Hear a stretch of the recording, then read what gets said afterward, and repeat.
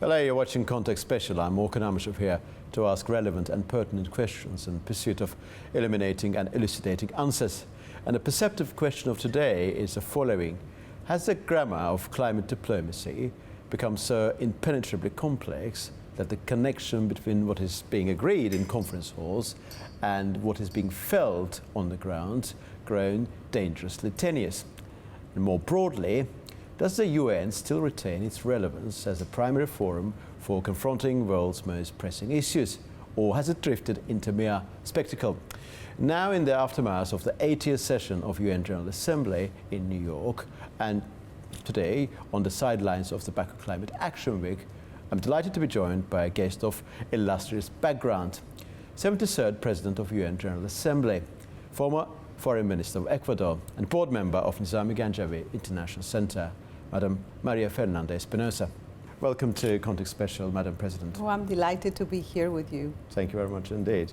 Well, as I said during my introduction, the grammar of climate diplomacy has grown impenetrably complex. And some people say that the connection between what is being decided in conference halls and the way it is being felt on the ground is very tenuous, it's dangerously tenuous. What is your feeling about this particular moment?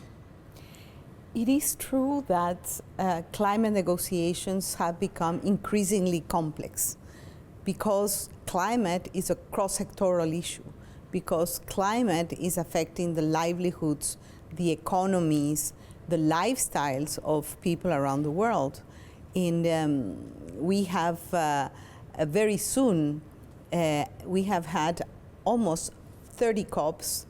The world has met 30 times, and yet emissions continue to grow. So there is something that is not working. And when you said the grammar of climate diplomacy is becoming so complex, it is true. But at the same time, the climate conversation and climate action has become something that people can relate to. And let me give you the best example, Azerbaijan.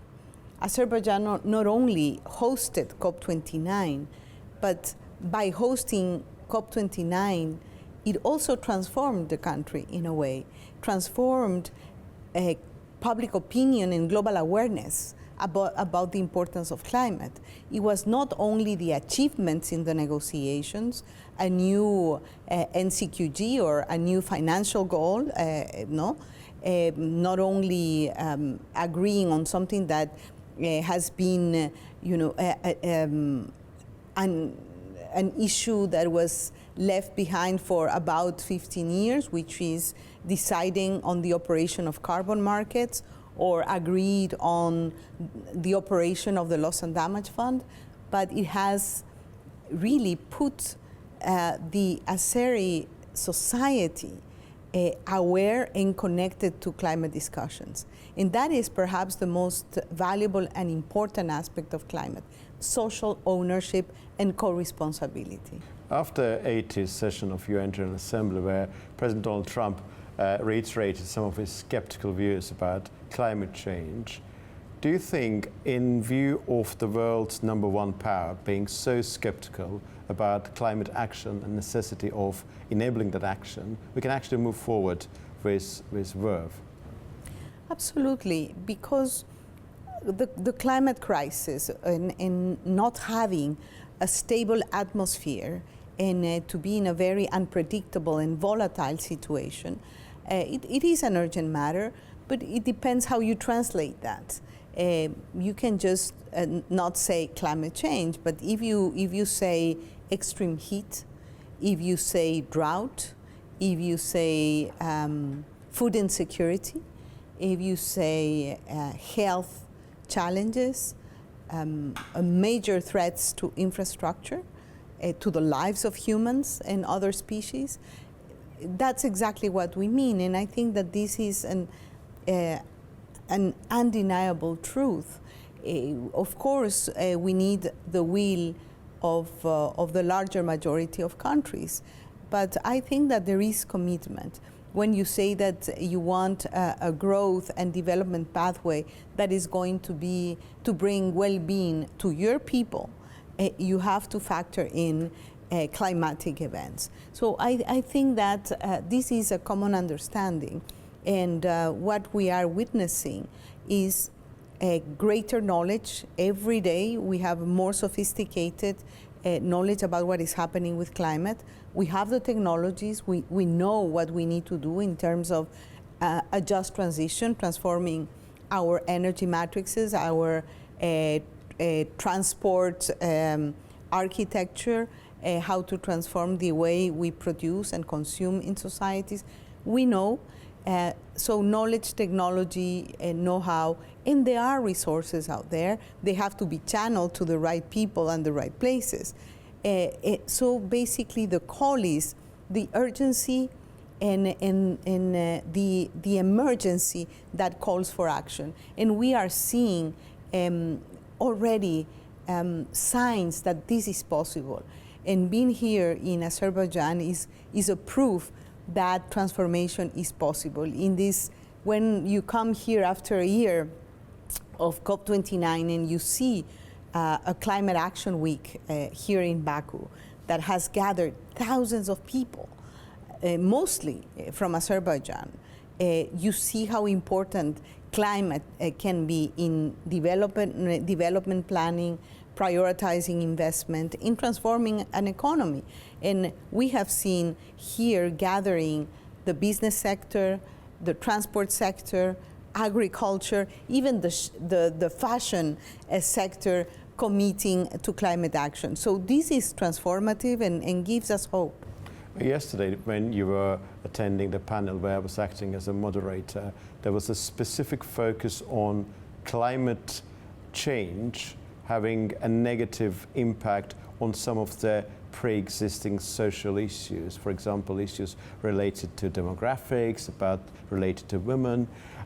Would you be able to elaborate on that particular point? You have very eloquently explained it yesterday, but for our audience, would you be able to look at the key pillars of why the climate-related matters have got this gender susceptibility or gender specifics? Well, if you look at the data, you see that, for example, when there are major climate shocks, droughts or floods or any extreme weather event that is connected to climate, you see, for example, in terms of displacement, women and girls are overrepresented. When you see issues of food insecurity, you see that the impact is greater in women and girls. When you see issues of access to health services, again, you see the numbers of women underrepresented compared to men. And this is really not a statement, this is documented, that there are many studies out there. And unfortunately, the level of investment, it does not correspond to the numbers, meaning that, for example, in terms of the overall investment in mitigation, only 4% of the entire climate finance goes earmarked to women and girls. And if you go to adaptation, it's even less, it's 2%. So it means that women are more vulnerable to the impacts of climate change, and at the same time, they receive less investment.